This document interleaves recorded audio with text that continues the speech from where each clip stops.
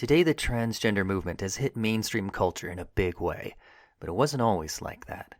What would it be like to live through almost the entire recent history of the transgender movement from near complete marginalization in the 1960s to glimmers of mainstream acceptance in the present?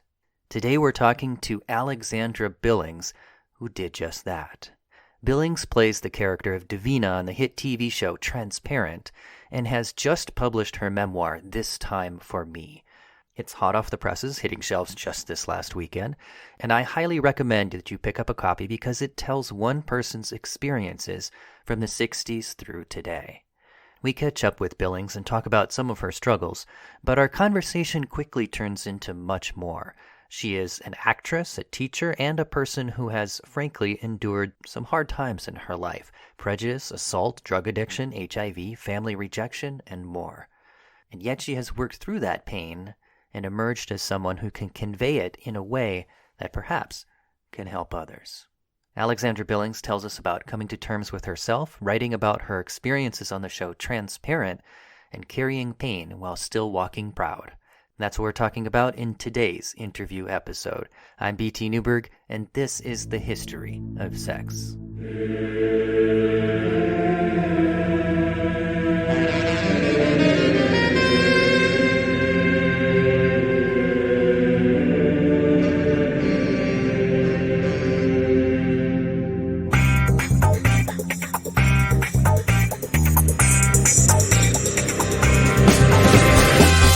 The History of Sex is sponsored by Dr. Gillian Kenny, historian of women, sex, and magic in medieval Europe.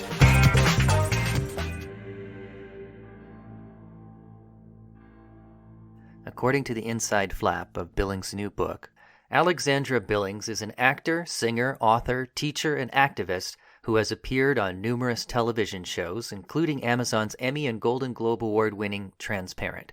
Billings, who has been acting since 1968, has also performed across the United States in hundreds of plays and musicals. Every role played by Billings is thought to be a first for an out transgender human.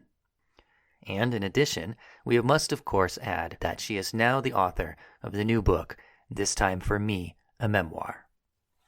Folks, there is a lot of history in this book, and a little later I'll be sharing a few select quotes, not too much, but just enough to give you a taste of that history. But first, talking to Billings, I wanted to concentrate on big picture stuff, starting with a connection with our current series, Sex in the Wild West. So let's check in with her now.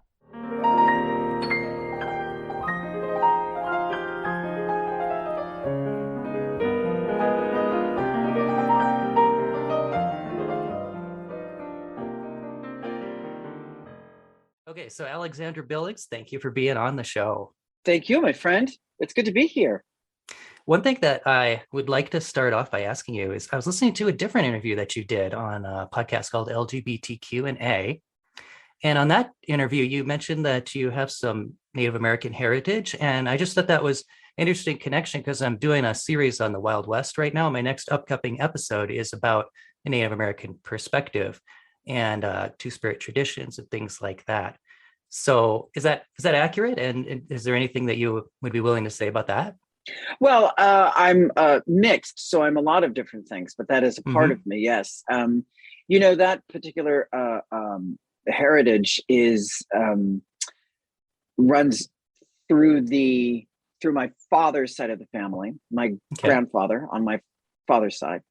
And he was quite prolific in not only the language, but the philosophies, the ideologies. But it wasn't in our house a lot because I had a racist mother, and that side of the family sort of pretended that none of that existed. So there was this very strange battle between white, patriarchal Christian idea of how to live our lives and this very spiritual, very fluid and liberal, if you will, idea from my father's side. And the two were battling each other constantly throughout my young life. So what I can tell you is what I know is very little. I've been searching for about the last decade of my life for that part of my existence on the planet. Do you know what tribe? I don't. Okay. I don't. Gotcha. Yeah. That's a lot of my journey is towards my racial ties. So that's been the last decade of my life in writing that book, actually. I see. Thank you. Yeah. Speaking of your book, let's talk about your book that you got coming out.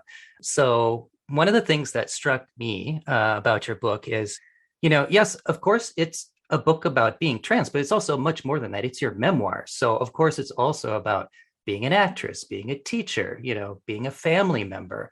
And yet in many of the experiences that you relate in the book, sometimes it's almost like experience of being reduced down to being trans. So for example, when directors tell you, I'm sorry, we can't cast you because the audience would only focus on that part of you. So I can only imagine how frustrating that must be. So can you say anything about that struggle? Well, it's a great question. It was very odd. I never really understood it because although I loved and love being trans, all of us are made up of millions of different kinds of things. I think we confuse what we do with who we are. That's very American. It's a lot of what we've been taught, because that's one of the first questions we ask after how are you? If we're strangers, how are you? And so what do you do?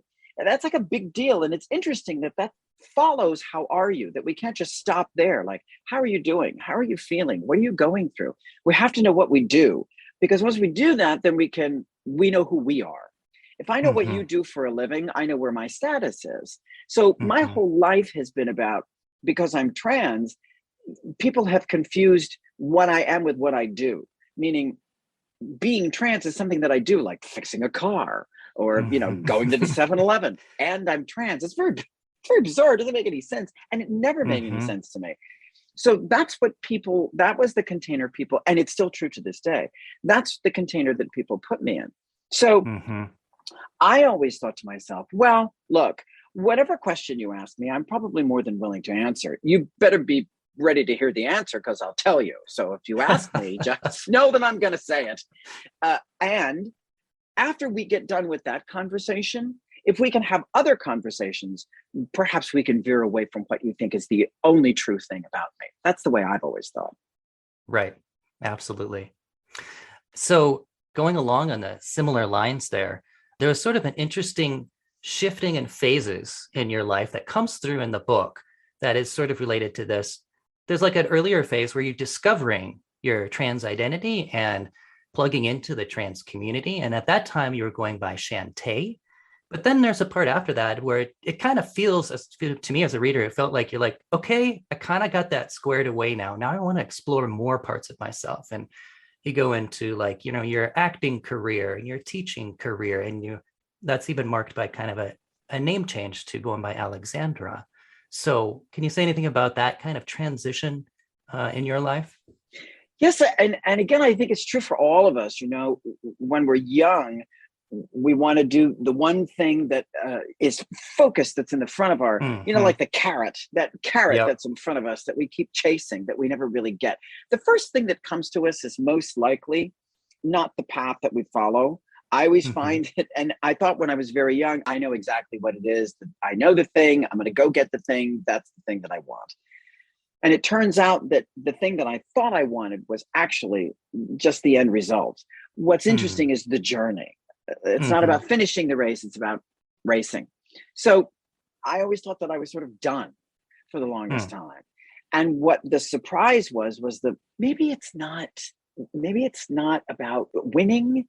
Maybe it's not. We live in a country right now where winning is a big word. Have you noticed? Everybody wants to win. I have. I'm not sure what the race is. That's the confusing part. Like, everybody's talking about winning, but nobody's talking about what the actual race is. Everybody just wants to win. I think everybody wants a trophy, I think is what it is. And I'm willing to give you a trophy as long as you're kind. Like, you can come to my house. If you bring a cake, I'll give you a trophy. I don't care. I'm not proud. So for me, it was about standing still and stop running, stopping myself from running and from chasing something that didn't need to be chased, and from feeling as if I was being pursued. If I stopped and I listened and I experienced what was happening in the moment, I realized, oh, wait a minute, maybe I want to do that.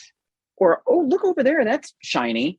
Or, oh, that seems like a kind person. Why don't I go over and talk to that human being? And the more I did that, the more I found out I could do. It was the strangest thing. I really Mm-hmm. never thought of any of that. I always tell my students that I'm an accidental revolutionary because I just sort of, I'm like the Jerry Lewis of revolutionaries. I just stumbled into my life like, and then I fall into something and I'm in the middle of it and I go, oh, this is pretty. And as a person who's changed careers many times, I can relate a little bit. You know what I'm talking about? That Yeah. Well, I married somebody like that too, Mm. and we're from a generation, I'm 60, she's 63, and we're from a generation where our parents, you did one thing, that was the job you had. It's not true anymore, thank goodness, but that was the job you had. You retired, you got a pension, and you had kids, and you moved to Florida. That's what everybody did, period. And if you didn't do that, you were a failure. You didn't do it correctly, right? So she was a theater producer. She was a theater director. She was an actress for 5 minutes, which was a terrible idea. I mean, I love her, but stop it. And there was a lot of other careers that she had that she really loved, but she kept thinking to herself, oh, this is not good. I need to pick one, right? I need to pick the one thing and stick to that and what she realized and what I realized was that you can do 5 different things. And as long as all 5 different things, in my opinion, bring you joy, and maybe one of those 5 different things will service other humans, then do 5 different things. The failure, in my opinion, is when you don't try. The failure is when you say, I really love to paint and don't. That's the failure. That's beautiful. What does your t-shirt say, by the way? Oh, I can only see the top part of it. I know. It says, nobody knows I'm trans. Okay. It's a great shirt, only because, I wear it sometimes in faculty meetings, and the professors love to come up to me and go, I know you're trans. And I'm like, yes, that's the joke, you idiot. Yeah. That's why. I'm on to you. Yeah, that's right. That's funny.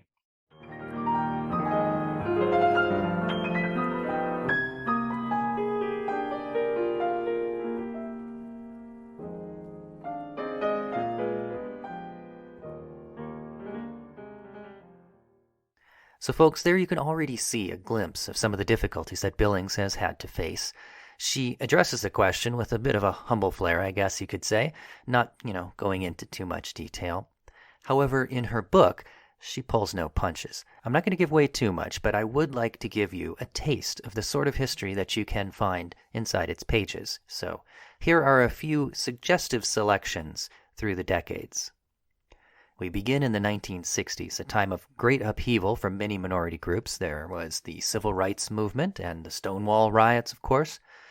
But the time had not yet come for some, like young Alexandra. Being transgender requires careful planning, devious escapes, and fabulous costumes. In the 1960s, being me was illegal, both on the streets and in my living room. Then, as the decades wear on, back in the early days of drag, especially in the late 70s and early 80s, when we were first coming out of the darkness and into the mainstream, female impersonators were just that.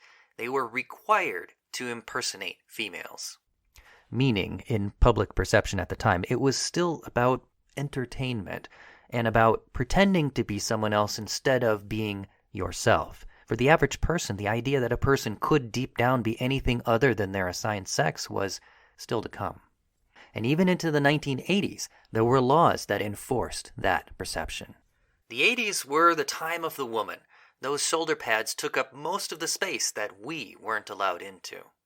It was still illegal to be transsexual, and walking across the street dressed in what the law deemed, quote, female attire without the presence of 2 articles of male clothing, unquote, was punishable by a short stay in jail. Transsexual was, of course, still the term at the time. And also, by the way, Billings would, in fact, get arrested on this very charge that she mentions here. This sounds like one of those laws that, might still be on the books from some dark age long ago, but no longer actually enforced. But no, it was actually still actively enforced in the 80s and the 90s. And when she was arrested and the police officer asked to see her 2 articles of male clothing, Billings shot back, like what, you mean my tube socks? And she shortly finds herself in jail. So that was what the 80s could be like for someone like her, not exactly the Breakfast Club. The 80s was, of course, also the time when people started getting sick. It was a plague, you see, and no one knew how you got it. There were no vaccines and no information, and no one survived it. What we know today as AIDS started out being called GRID, which stood for Gay-Related Immune Deficiency, a name that not only unfairly characterized the disease as a problem exclusively for non-heterosexuals, but which also ignored trans folks in the process. Yet Billings buried her friends just the same. As the 80s became the 90s, public perception continued to mischaracterize the trans community. I grew up and was living in a time when gender was specific, and what I grew into was defined as a man who became a woman. And she goes on, speaking of her acting career, I was hired at a time before the word transgender existed, and I was still labeled a pre-op transsexual who was in fact lying about being pre-op. That was the perception, anyway, that she must have been lying about being pre-op. But later in the 90s, terms, if not perceptions, did begin to change. Transsexual came to refer specifically to those who desired gender confirmation surgery, and when Billings' friend told her that the new umbrella term was transgender, Billings exclaimed, "Sounds like a detergent." Yeah, maybe, but that became the new umbrella term that we have today. Then came the turn of the millennium, and by then, the public had become aware that AIDS was a problem for everyone. And with that, AIDS charities became all the rage. I knew it when I sat down to watch the Oscars. It was in the early 2000s, and two very famous women walked out on stage flaunting their fancy red ribbons. The pins sparkled and had tiny gold tips, and I remember thinking, boy, those ribbons look really good with those outfits. Now, I think I detect a little more than a hint of sarcasm in those words. As Billings suffered the symptoms of the disease firsthand, in mainstream culture, AIDS charity had become fashionable, even trivialized. Now, in the 2010s, things finally began to shift for the trans community. Laverne Cox graced the cover of Time magazine, for example, and trans awareness was finally becoming widespread. Yet challenges remained. For example, in 2015, when applying for a full-time faculty position at a university, Billings was told, "Transgender is not a legitimate category for minority hire." And despite all the forward strides made in the 2010s, Billings nevertheless puts her frustration into words. Trans women are under attack. It's 2016 and we're still being murdered and hunted and eradicated from most every conversation. We are here and we are Americans, and yet, even now, even as far as we've come, we're still a fetish and we're still a choice. Clearly, public perception still has a ways to go. Now, at the same time, the 2010s gave us a television experience that brought to life the struggles of people just like Billings. The TV show Transparent. Suddenly, mainstream audiences could relate, and Billings herself played no small part in that, starring as Davina, friend and mentor of sorts, for the main character Maura, played by Jeffrey Tambor. However, the show ultimately ran aground of controversy. After 4 full seasons, accusations of sexual harassment were brought forward against Tambor by multiple transgender women on the show, and the 5th and final season was but one feature-length episode without Tambor. Now, Billings was not one of those who brought forward allegations, but she was there. She saw the sort of things that went on, and she doesn't doubt the allegations. She tells about this in her book. I won't go into details, but I did ask her about the experience of writing that difficult chapter about her time on the set.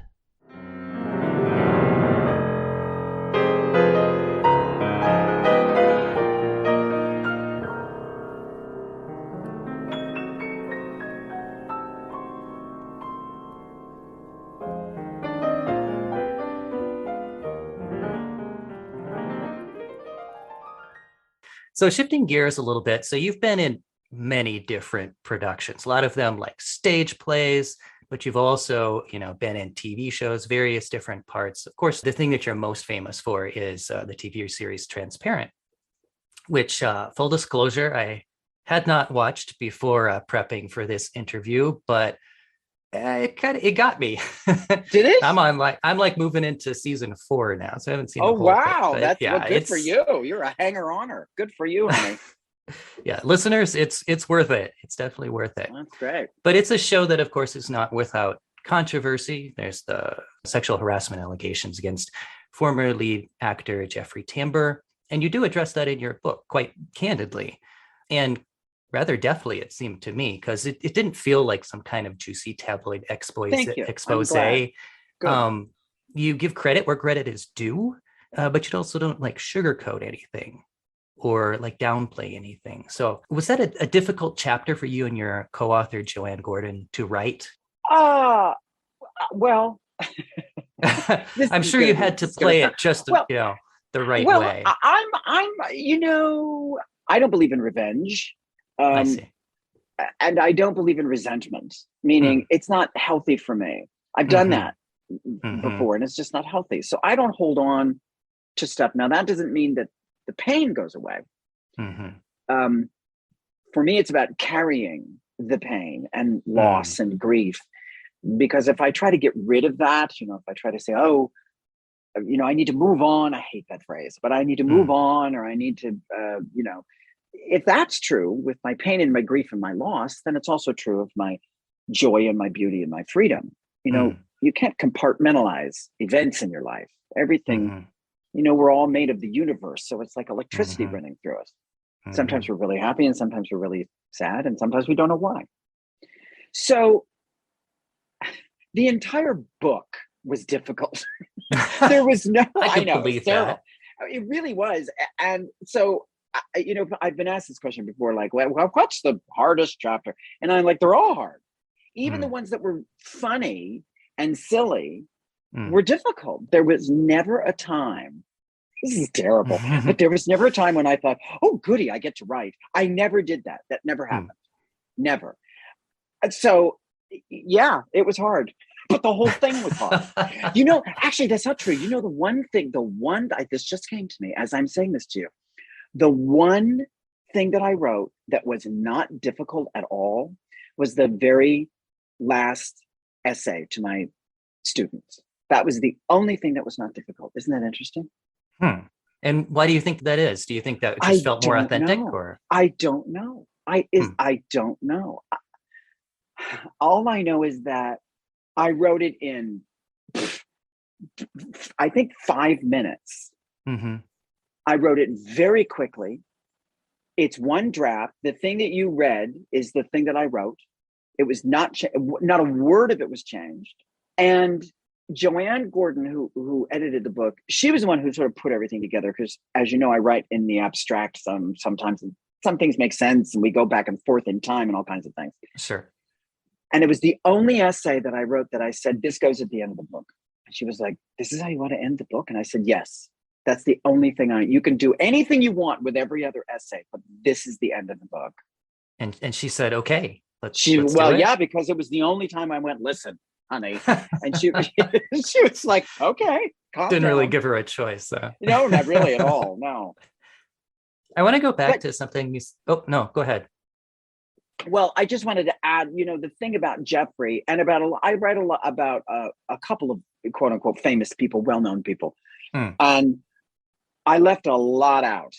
And I left a lot, not of those stories, of the people that I wrote about. I wrote everything down, but there are a lot of people and situations that I left out because my book is not about famous people treating me badly. That's not, I don't care to write anything like that. That wasn't.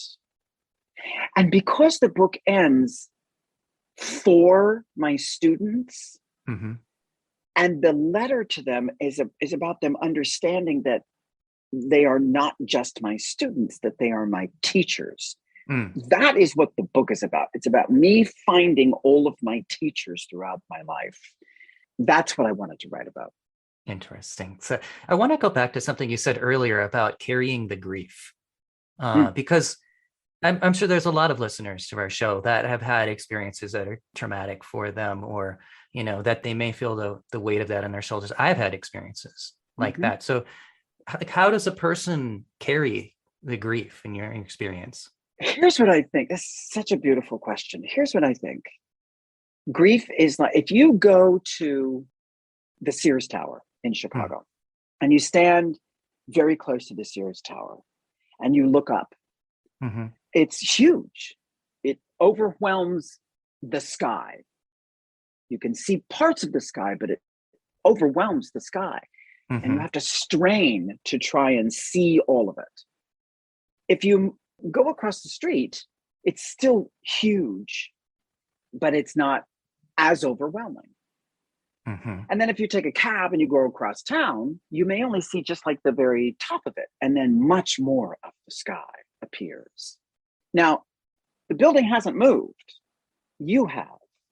And then if you get on a plane and you say go across the world to the other end of the globe, it's gone. You don't see it at all. All you see is sky.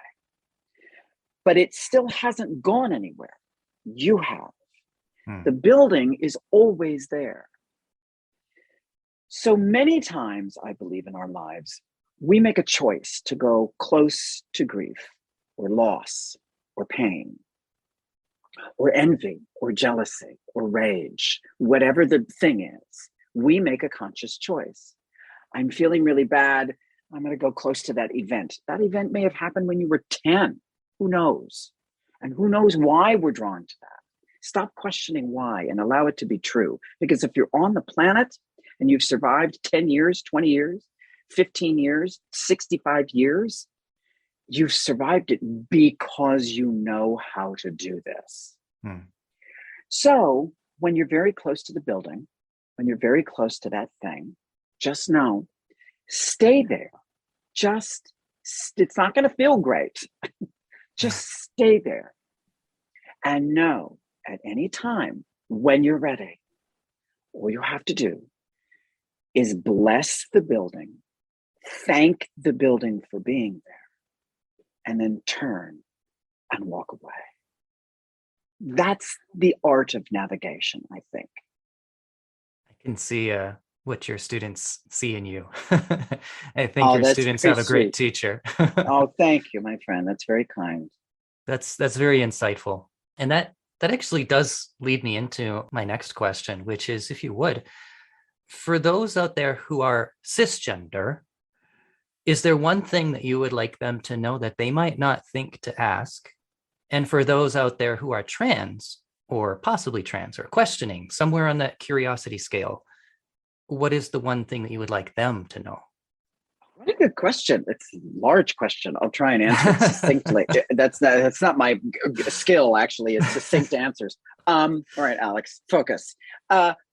First of all, let me just say, trans humans always know they're trans at 4 years old and 5 years old.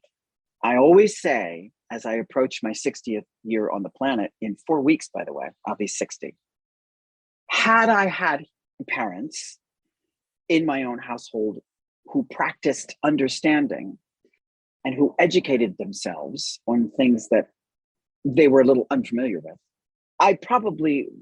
it would have saved me a couple of attempts on my life because I always knew, just like you always knew you were cis, just like we always know we're right-handed. There are certain things about us that are genetic, that are part of the makeup of who we are, that we just know.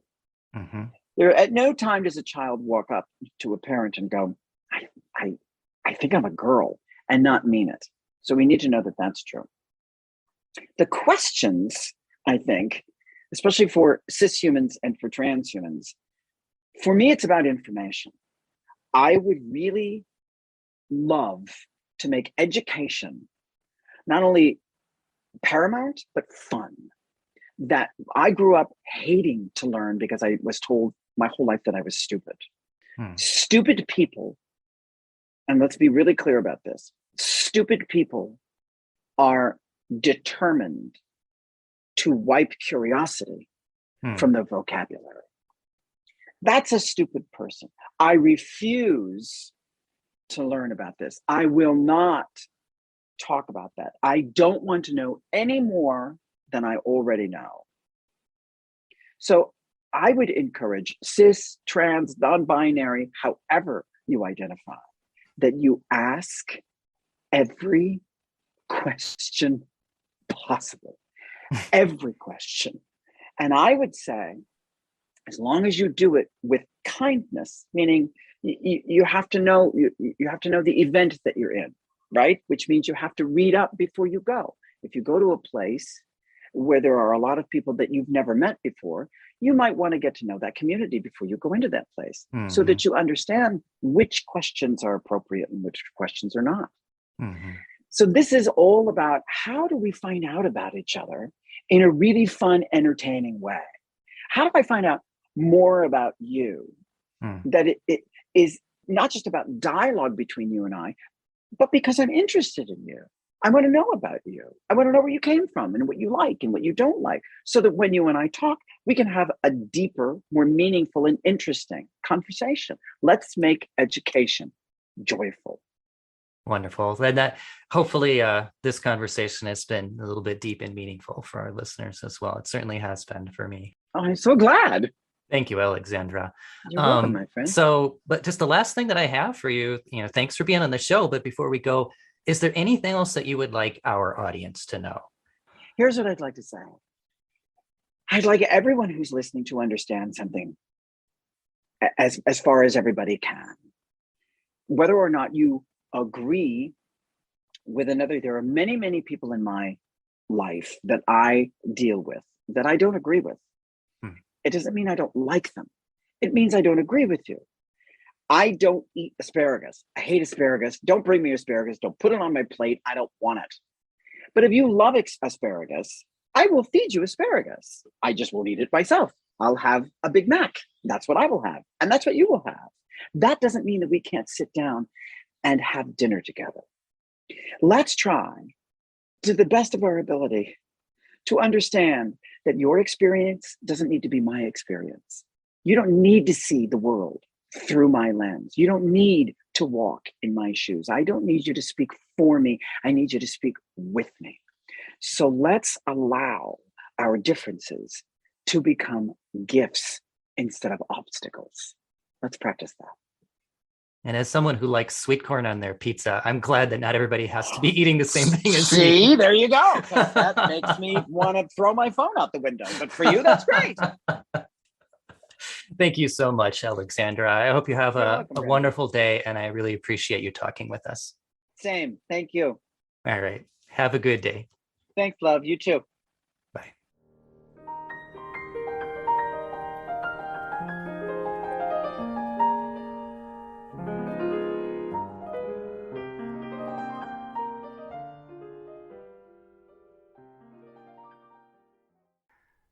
Folks, you can really tell that Billings is a teacher the way she encapsulates her points in visual metaphors. No doubt there are many of you out there who can relate to the experience of carrying pain, and I know it hits home for me. But ultimately, let me tell you, the experience of talking to Billings, actually, and I think you can hear that for yourself here, it just doesn't feel like she feels the weight of the world on her shoulders. Perhaps she did, almost certainly she did, but not anymore. And that's what really stood out to me. I think, maybe, there's something there that all of us could learn from.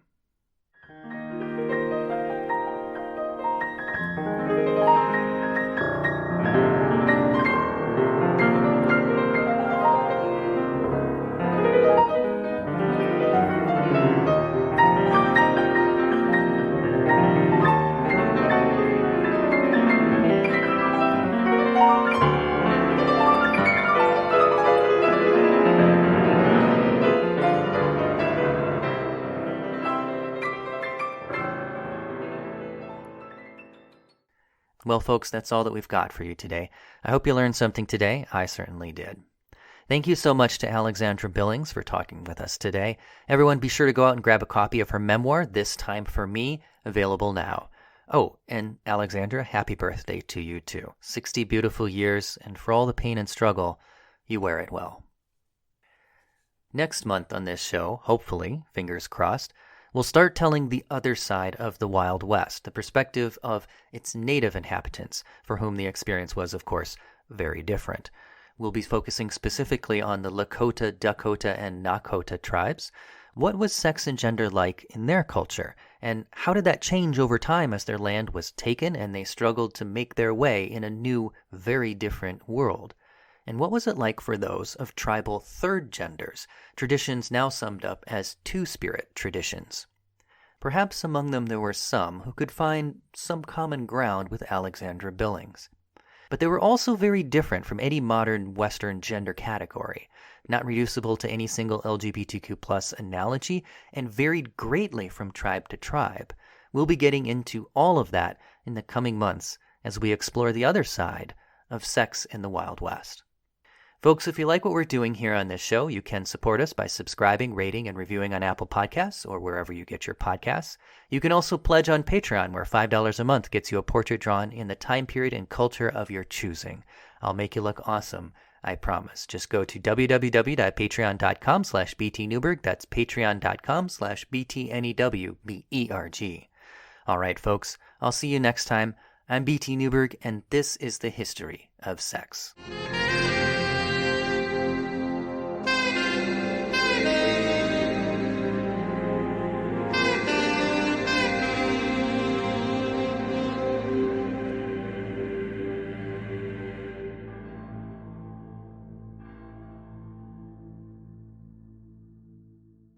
Podcast theme music mixed from tracks by Kevin MacLeod. For additional credits, references, photos, and more, see our website at www.historyofsexpod.com.